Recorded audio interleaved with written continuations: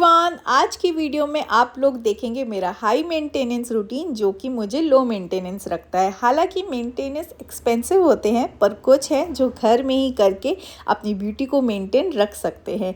बाहर की केयर करने से पहले आता है अंदर की केयर करना, इसलिए मैंने इसे ओट्स वाली स्मूदी पीने के साथ स्टार्ट किया है। इसे मैंने पीनट बटर, बनाना, ओट्स और ड्राई फ्रूट को ब्लेंड करके बनाया है और साथ में ये मैं ड्राई फ्रूट वाला लड्डू भी खा रही हूँ जिसे मैंने खुद अपने घर पे बनाया है। ये बहुत ही टेस्टी है और इसे पीने के बाद ना मैं 2-3 घंटे तक फुर्सत हो जाती हूँ। और अब शुरुआत करूँगी मैं अपने नेल्स से। वैसे तो मुझे नेल्स इस बार बढ़ाने नहीं थे, बट मेरा अचानक से मन बदल गया और अब मैं नेल्स को अपने बढ़ा रही हूँ। तो इन्हें मैं हल्का सा शेप दे दूँगी ताकि ये दिखने में ठीक लगे और सुंदर लगे। एंड फिर मैं इनमें नेल पेंट अप्लाई करूँगी। तो सी मैंने इन्हें हल्का सा नेल्स में शेप दे दिया है और अब मैं यहाँ पे ये पिंक वाली नेल पेंट अप्लाई करूँगी ताकि मेरे नेल्स और भी खूबसूरत लगे।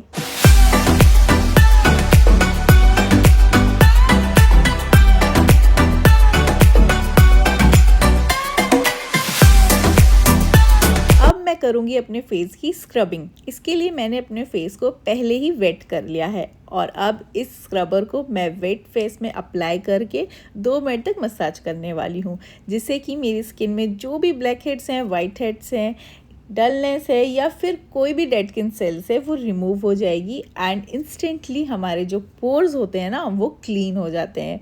आपको वीक में 2 बार तो स्क्रबर यूज़ करना ही चाहिए। अगर टाइम नहीं मिलता है तो एक बार ज़रूर कर लें, जिससे आपको स्किन में पिंपल्स जैसी या एक्ने जैसी प्रॉब्लम्स नहीं होंगी। 2 से 3 मिनट तक मसाज कर लेने के बाद मैंने इसे वॉश कर लिया है एंड सी मेरी स्किन कितनी क्लियर एंड स्मूथ दिख रही है। अब आईब्रोज और अपर लिप्स करूँगी, बट उससे पहले वाइट हेड्स रिमूव करने के लिए मैं ये hip hopper cleansing charcoal strip apply कर रही हूँ। जब तक आईब्रोज और अपर लिप्स करूँगी तब तक इसे भी रिमूव करने का टाइम हो जाएगा।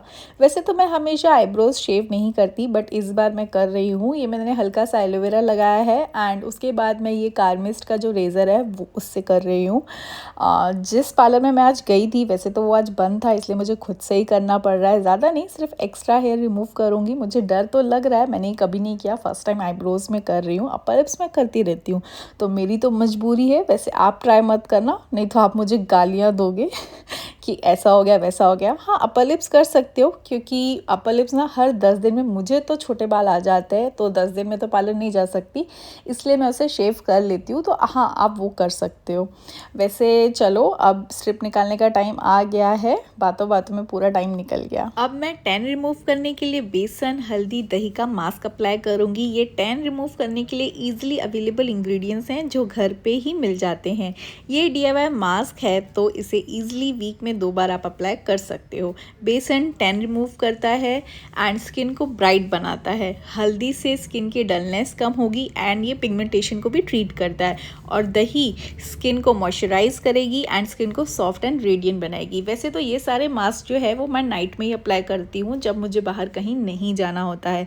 तो अब ये मास्क मैं पूरे फेस के साथ अपने नेक में भी अप्लाई कर रही हूँ एंड देन उसके बाद मैं 15 से 20 मिनट तक मैं इसे रखूँगी एंड ये थोड़ा सा सूख जाने के बाद मैं इसे मसाज करके निकाल दूँगी। अब बारी है वैक्स की, और मैं ना नाइट में ही वैक्स करती हूँ क्योंकि दिन भर में ना इतने काम होते हैं कि उनके बीच में वैक्स के लिए टाइम निकालना मुश्किल है और मुझे वैक्स करने में 1 से 2 घंटे तो लगते ही हैं। आज मैं hands, legs and under arms की वैक्स करूँगी।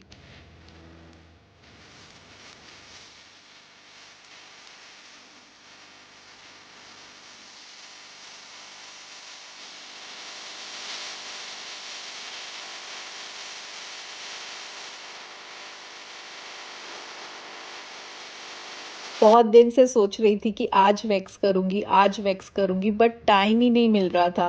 फाइनली अभी मुझे थोड़ा टाइम मिला है क्योंकि मेरे जो पैरों के बाल हैं ना वो बहुत ज़्यादा बढ़ चुके थे, तो इससे पहले कोई मुझे टोक दे मैं खुद ही कर लेती हूँ।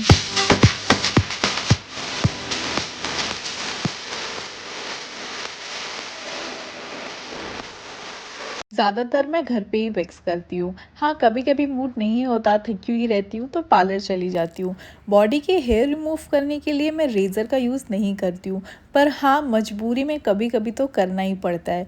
वैक्स करने से 1 महीने की फुर्सत हो जाती है, वरना शेव से तो हर 10 दिन में बाल आ जाते हैं और मेरे बाल तो इतने ढीठे कि 7 दिन में आ जाते हैं या 10 दिन में, और बहुत ही हार्ड बाल आते हैं। तो मैं प्रेफ़र करती हूँ कि वैक्स ही करूँ। वैक्स करने के बाद मैं अपनी स्किन को अच्छे से मॉइस्चराइज कर लेती हूँ ताकि रेडनेस इचीनेस ना हो।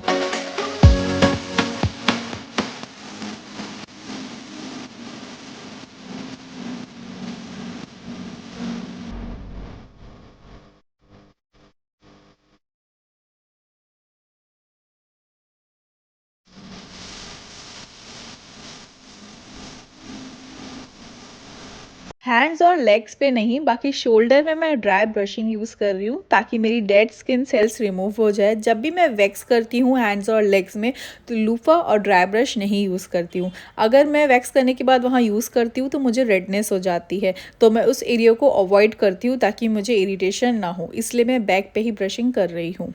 फुट स्क्रब तो शावर के टाइम मैं डेली करती हूँ क्योंकि मुझे गंदे फीट्स बिल्कुल पसंद नहीं है। ये स्क्रबर अच्छी तरह से मेरे फीट्स को क्लीन कर देता है। और अब मैं पैरों के नेल्स भी कट करने वाली हूँ क्योंकि ये काफ़ी बड़े हो गए हैं। एक तो नेल्स इसमें से टूट भी गया है क्योंकि आज मुझे चोट लग गई थी, तो इसकी वजह से आज मैं सारे नेल्स कट करूँगी। Coffee, sugar, coconut oil scrub apply कर रही हूँ। ये सिर्फ मैं फुट पे ही अप्लाई करने वाली हूँ, पूरी बॉडी पे नहीं। पहले मैं वैक्सिंग और शेविंग के बाद स्क्रब अप्लाई करती थी, बट अब ऐसा बिल्कुल भी नहीं करती हूँ। अब वैक्सिंग और शेविंग के पहले स्क्रब अप्लाई करती हूँ, बाद में बिल्कुल भी नहीं, जिससे ब्लड सर्कुलेशन बूस्ट करेगा और फीट जो स्किन का टेक्सचर है ना फीट्स का, उसे ये इम्प्रूव करेगा। इसे सर्कुलर मोशन में अच्छे से मसाज करने देने के बाद 10 से 15 मिनट तक मैं करीबन मसाज करती हूँ एंड देन उसके बाद मैं इसे नॉर्मल वाटर से वॉश कर लूँगी। अब मैं एक सॉफ्ट और गीला कपड़ा लेके अपने ईयर्स को क्लीन कर रही हूँ। ये एकदम ईज़ीएस्ट वे है अपने ईयर्स को क्लीन करने का। ये मैं डेली नहीं करती हूँ, हफ्ते में 2 से 3 बार कर लेती हूँ। नायका का शीट मास्क अप्लाई कर रही हूँ। इसमें रोज़ और गोट मिल्क है, तो मुझे शीट मास्क अप्लाई करना बहुत पसंद है, ख़ास करके कि जब शेव किया हो या थ्रेडिंग किया हो, तो जिससे जो रेडनेस होती है ना वो कम हो जाती है और ना शीट मास्क लगाने का एक अलग ही मज़ा है। तो मुझे काफ़ी पसंद है शीट मास्क लगाना। एंड उसके बाद बचा कुचा शीट मास्क जो है, वो शीट मास्क नहीं, सीरम, वो मैं अपने हैंड्स में लगा लेती हूँ एंड देन 15 से 20 मिनट रखने के बाद मैं इसे निकाल देती हूँ।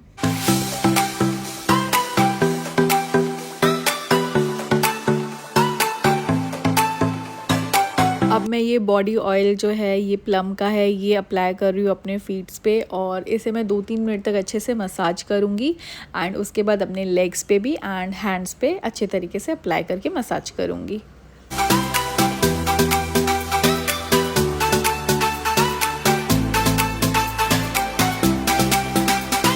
अब मैं फाइनली अपने हेड की मसाज करूँगी जिससे मुझे बहुत रिलैक्स फील होगा।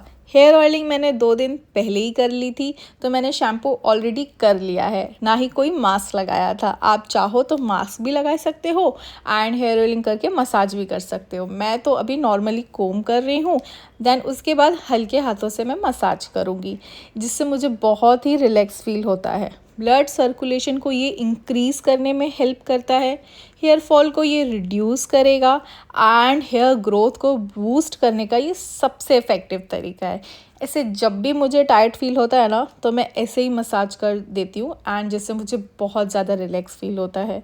बस यहीं पे मेरा ये रूटीन होता है कंप्लीट। आप लोग भी ट्राई करो, आप लोगों को बहुत ज़्यादा रिलैक्स एंड पैम्पर फील होगा। इसके अलावा आप और क्या क्या करते हो मुझे ज़रूर बताना। अगर वीडियो पसंद आया तो वीडियो को लाइक एंड चैनल को सब्सक्राइब कर लेना। मैं आपसे मिलती हूँ नेक्स्ट वीडियो में।